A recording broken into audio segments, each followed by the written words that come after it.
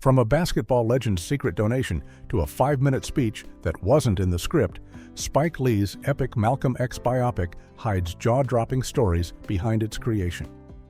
Discover how Nelson Mandela refused to say 4 crucial words, why Denzel's hair literally fell out, and the bizarre connection to Oliver Stone's JFK that saved the film. Fact 1. Celebrity Rescue Squad saved the film. By early 1992, Spike Lee's ambitious Malcolm X biopic was in serious trouble. The film had already ballooned from its original $28 million budget to nearly $33 million, and Warner Brothers had grown increasingly nervous about the mounting costs. The situation became even more desperate when the Completion Bond Company, which had taken financial control of the production in January 1992, flat out refused to approve any more money for the film. Lee was told he'd have to wrap everything up immediately, but he knew the movie wasn't finished, and finishing it properly would require additional funds that the studio simply wouldn't provide. Rather than compromise his vision for one of his heroes, Lee made an unconventional decision. He reached out to some of the most prominent black entertainers and athletes in America, explaining his predicament and asking for their help. The response was remarkable. Michael Jordan, Magic Johnson, Oprah Winfrey, Prince, Janet Jackson, Tracy Chapman, Peggy Cooper Cafritz, and Bill Cosby all wrote personal checks directly to Spike Lee so he could complete the film on his own terms. These weren't loans or investments expecting returns, they were gifts from the heart, as Lee later described them. The money allowed Lee to do things the studio had refused to fund, like actually filming the pilgrimage scenes in Egypt and Mecca instead of using New Jersey as a cheap stand-in, which Warner Brothers had originally suggested. Years later, Lee took to social media to thank these contributors again, emphasizing that their generosity saved the film and allowed Malcolm X's story to be told with the dignity and scope it deserved. Without this celebrity rescue squad stepping in at a critical moment, one of the most important biographical films in American cinema might have been compromised or never completed at all. Fact 2. James Baldwin's Ghost Script. The screenplay for Malcolm X has a fascinating and somewhat controversial history involving one of America's greatest writers. James Baldwin, the acclaimed author of Go Tell It on the Mountain and The Fire Next Time, was hired back in the late 1960s by producer Marvin Worth to write the screenplay based on Malcolm X's autobiography. Baldwin worked on this project during a difficult period in his life, and he collaborated with another writer named Arnold Pearl to develop what eventually became a 250-page script. Baldwin was deeply passionate about Malcolm X, whom he had known and admired, and he poured significant effort into capturing the complexity of Malcolm's journey and transformations. However, Baldwin's script went through multiple revisions over the years by various writers, including David Mamet, Charles Fuller, and Calder Willingham, and the project remained stuck in development for more than 2 decades. When Spike Lee finally took over as director in the early 1990s, he worked from the Baldwin and Pearl screenplay but made his own changes to adapt it for filming. Here's where things get strange. Even though much of the film's structure and many scenes closely follow Baldwin's original vision, which he had also published as a book titled One Day When I Was Lost, Baldwin's name appears nowhere in the final credits. His family's estate requested that his name be removed because of the revisions Lee had made, despite Lee's insistence that he hadn't changed very much of Baldwin's core work. The final credits list only Arnold Pearl and Spike Lee as screenwriters, leaving Baldwin's substantial contribution as an uncredited ghost hanging over the production, a peculiar situation for such an important film about a figure both Baldwin and Lee deeply respected. Fact 3. Francis Ford Coppola's sneaky advice. When Spike Lee found himself in a standoff with Warner Brothers over the budget for Malcolm X, he turned to one of Hollywood's most legendary directors for advice, and what he got back was some brilliantly devious guidance. Lee had told the studio that he needed over $30 million to properly tell Malcolm X's story, but Warner Brothers disagreed and offered a significantly lower amount, initially around $20 million for a film that couldn't exceed 2 hours and 15 minutes in length. Lee knew this budget and runtime wouldn't be enough to do justice to such an epic life story, so he reached out to Francis Ford Coppola, the Oscar-winning director of The Godfather and Apocalypse Now, who had his own history of battles with studios over budgets.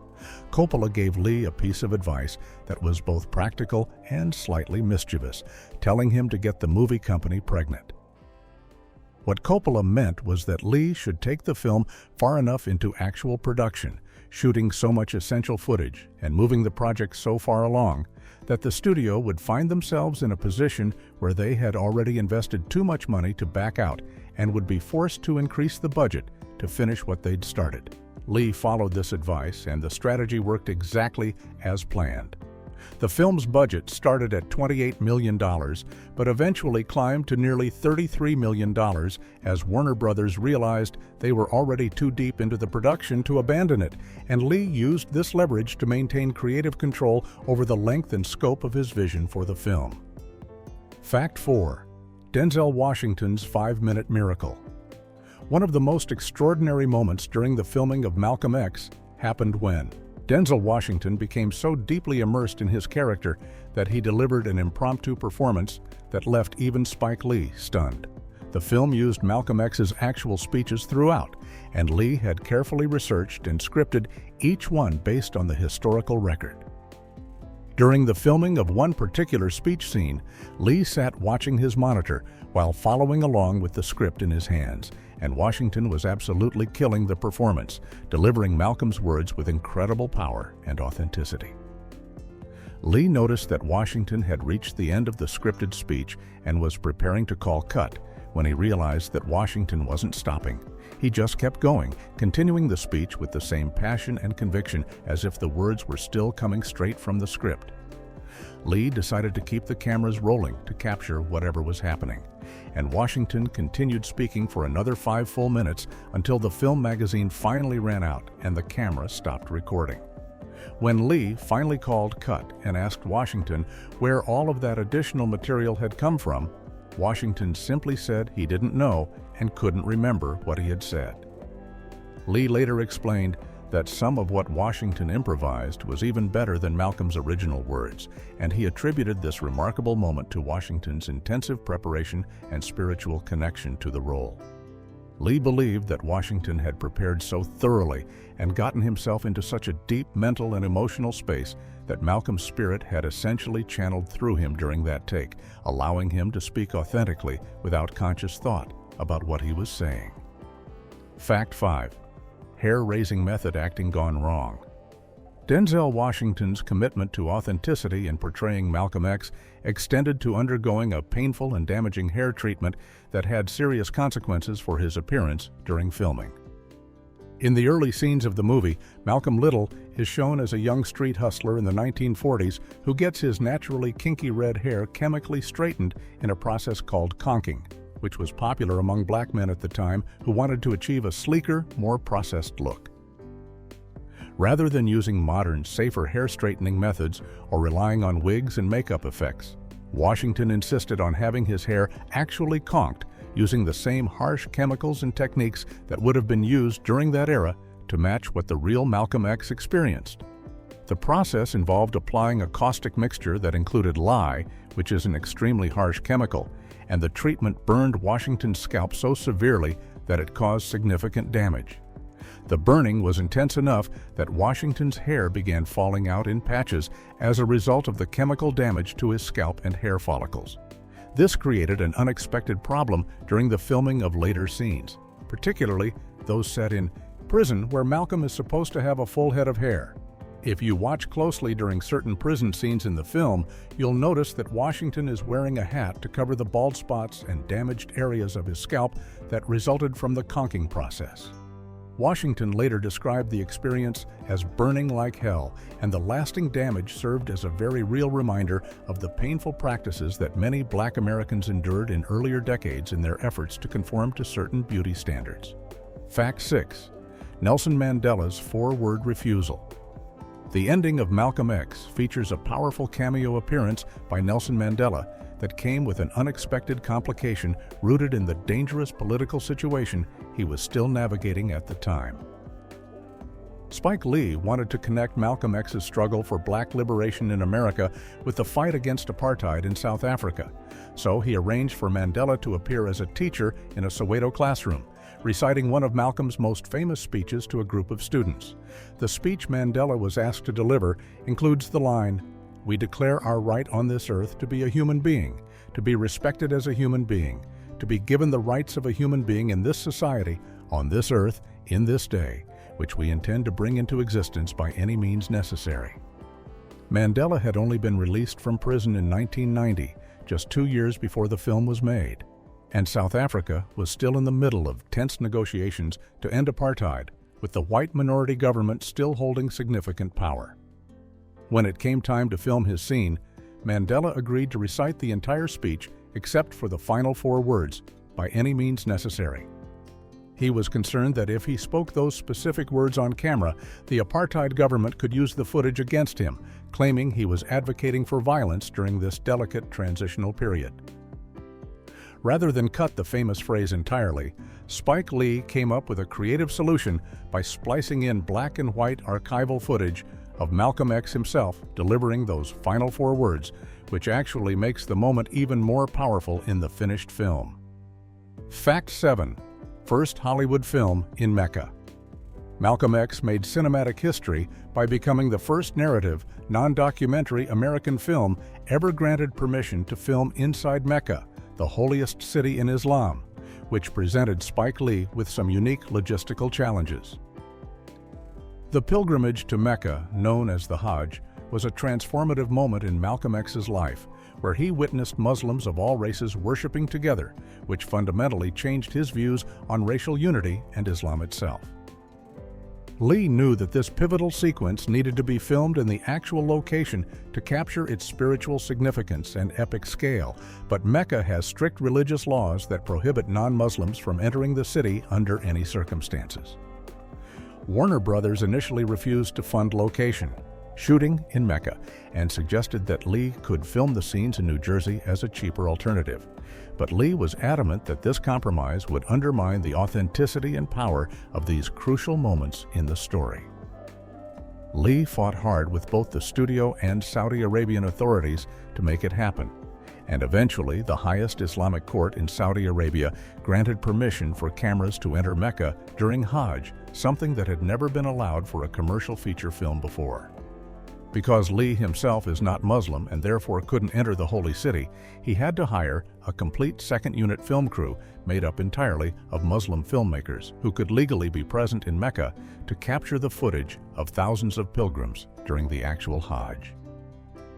The stunning footage they brought back added tremendous spiritual depth and visual grandeur to the film, and Lee later said the Islamic court didn't grant permission because of him, but because they recognized how important Malcolm X was to Islam. Fact 8.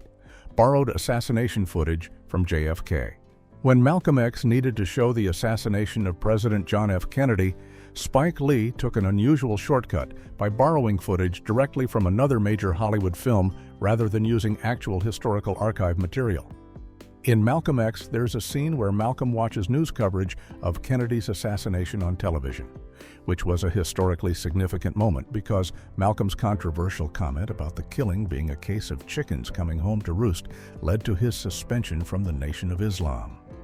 Instead of licensing real archival footage from November 1963 or recreating the assassination scene themselves, Lee reached out to director Oliver Stone and asked if he could use the Kennedy assassination footage that Stone had created for his 1991 political thriller JFK, which had been released just a year before Malcolm X went into production.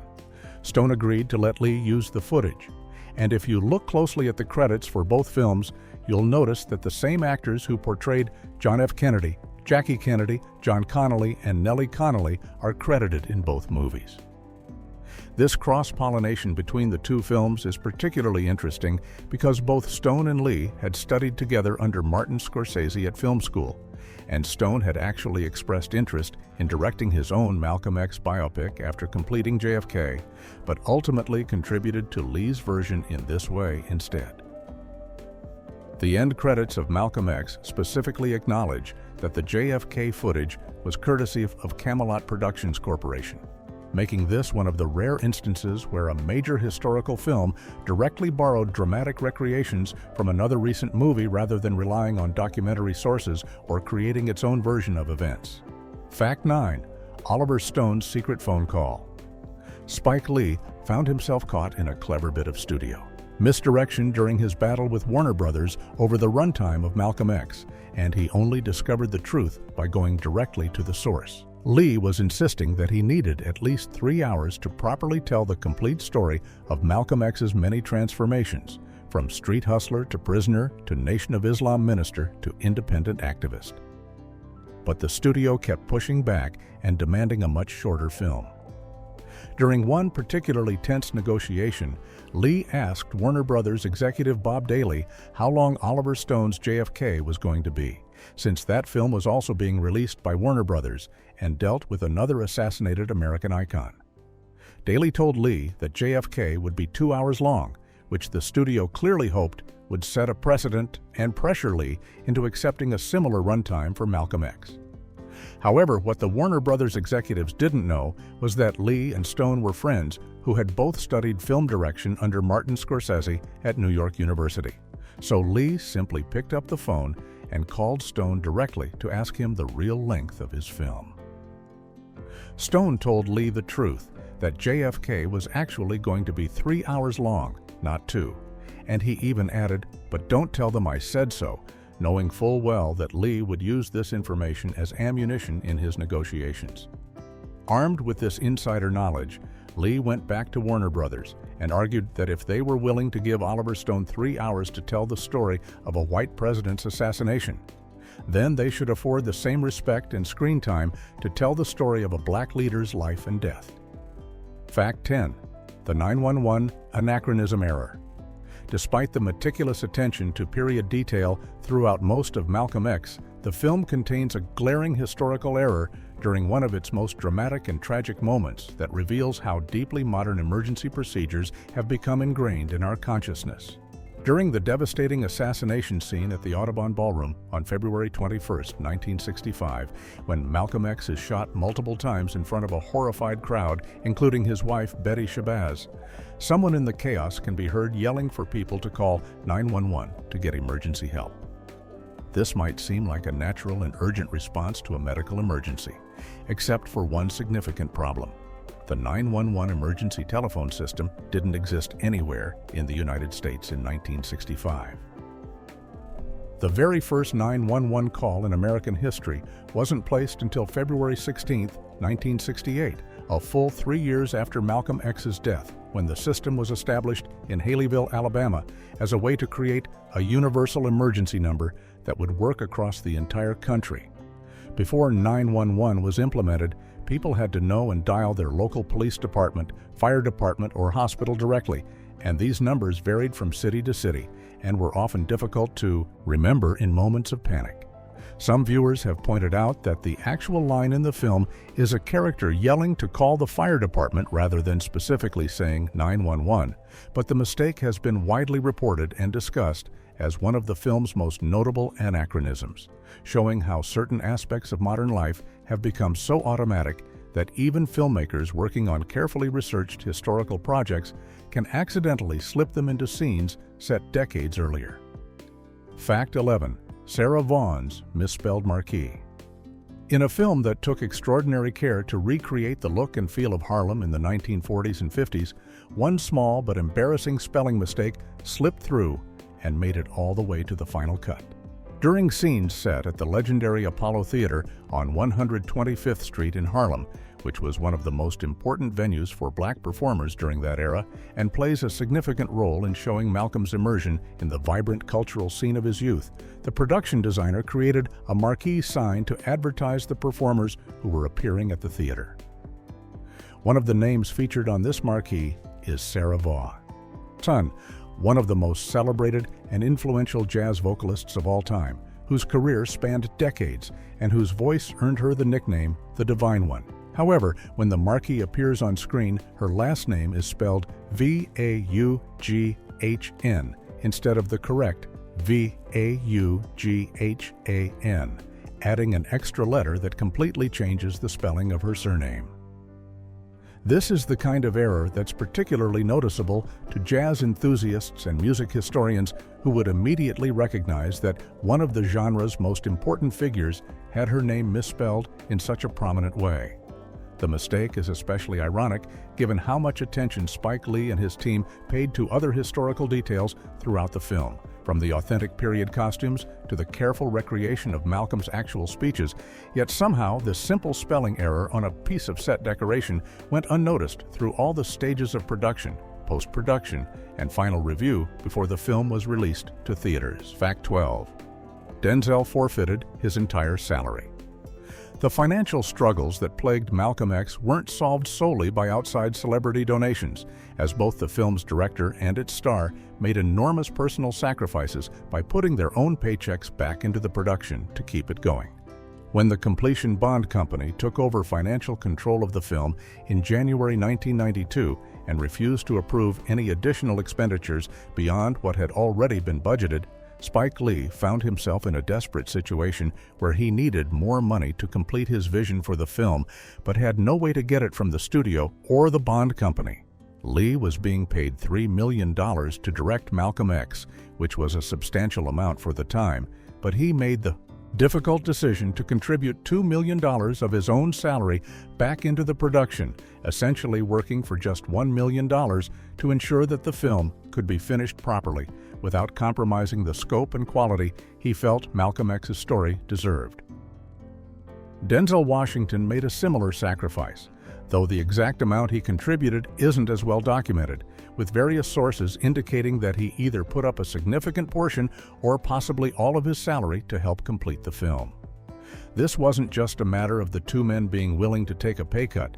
It represented a genuine financial risk and personal commitment to a project they both believed was more important than their individual compensation. The combined contributions from Lee and Washington, along with the donations from the celebrity supporters, provided the crucial funding needed to finish post-production work, maintain the film's 3-hour-plus runtime, and ensure that scenes like the pilgrimage to Mecca were actually filmed on location rather than being compromised with cheaper alternatives. Fact 13. The Russian Roulette Bullet Blunder. One of the most intense and memorable scenes in Malcolm X depicts the young street hustler proving his fearlessness by playing Russian roulette, but a close examination of the props used in this sequence reveals a technical mistake that undermines the whole premise of the scene. During his time as Detroit Red running with a dangerous crowd in Harlem, Malcolm demonstrates his reckless courage by loading a single bullet into a revolver, spinning the cylinder, and pulling the trigger while pointing the gun at his own head to show he isn't afraid of death. Before loading the bullet into the gun, Malcolm holds it in his mouth for a moment in a dramatic gesture, and this is where eagle-eyed viewers who know something about firearms spotted a significant error. When the bullet is visible in Malcolm's mouth, and later when he drops it into the cylinder of the revolver, you can clearly see that the primer at the base of the bullet has a dent in it, which is the telltale mark left behind when a firing pin strikes the primer to ignite the gunpowder and fire the bullet. This means that the prop department used a spent cartridge, a bullet that had already been fired, rather than a live or dummy round that would have an undented primer showing it had never been used. The entire point of Russian roulette is the genuine danger that the gun might actually fire when the trigger is pulled. But if the bullet has already been fired and the primer is dented, there's no powder left inside, and the bullet couldn't possibly discharge, making Malcolm's supposedly death-defying stunt completely safe and meaningless from a technical standpoint. Fact 14. One-year method, acting commitment. Denzel Washington's preparation for playing Malcolm X went far beyond simply reading the script and showing up on set, as he undertook one of the most intensive and comprehensive preparation processes of his entire career. When Spike Lee offered Washington the role, the actor made an extraordinary decision by telling his agent that he wouldn't accept any other work for a full year before filming began, essentially putting his entire career on hold so he could dedicate himself completely to understanding and embodying Malcolm X. Washington spent those 12 months immersing himself in every aspect of Malcolm's life and world, starting with reading every book he could find about Malcolm X, and listening to hours upon hours of his speeches to master the cadence, rhythm, and rhetorical style that made Malcolm such a powerful and distinctive speaker. He went even further by learning to speak Arabic so he could authentically portray Malcolm's religious devotion and his transformation during the pilgrimage to Mecca. Washington also attended courses offered by the Fruit of Islam, which is the security and leadership training wing of the Nation of Islam, to better understand the discipline and philosophy that shaped Malcolm's thinking during his years as a minister. On top of all that serious study, Washington became an expert at the jitterbug dance, also known as the Lindy Hop, which was the popular dance style during Malcolm's youth in the 1940s when he was known as Detroit Red and spent his nights at ballrooms like the Roseland. Washington even adopted Malcolm's dietary restrictions by refusing to eat pork throughout his preparation period, and he became so knowledgeable about Malcolm's personal habits that he knew which specific pair of eyeglasses Malcolm would have worn on any given day. Fact 15. Wrong train, wrong city. The opening scenes of Malcolm X are set in Boston during the 1940s, where the young Malcolm Little arrives to start his new life away from Michigan. But transit enthusiasts and history buffs quickly noticed that the elevated train shown in these supposedly Boston scenes is completely wrong for the location. The film shows an elevated train that's meant to represent Boston's public transportation system during that era. But the actual train cars visible on screen are New York City Transit Authority Type D cars that were originally built in 1927 and ran exclusively on the BMT subway lines in Brooklyn, Manhattan, and Queens. These particular cars never operated in Boston at any point in their history, and by the time Malcolm X was being filmed in the early 1990s, they had long since been retired from service and were preserved as museum pieces. The reason for this geographical mix-up is fairly straightforward. Although the story takes place in Boston, Spike Lee and his production team did most of their filming in and around New York City for practical and budgetary reasons, which meant they had to use whatever period-appropriate trains and locations they could find in the New York area to stand in for Boston settings. For most viewers who aren't familiar with the specific details of historical transit systems, this substitution probably goes completely unnoticed and doesn't affect their enjoyment of the film. But for railroad historians and transportation enthusiasts who can instantly recognize the distinctive features of different train models. Seeing New York City subway cars pretending to be Boston elevated trains is an amusing example of the kind of shortcuts that filmmakers sometimes have to take when recreating historical periods on a limited budget.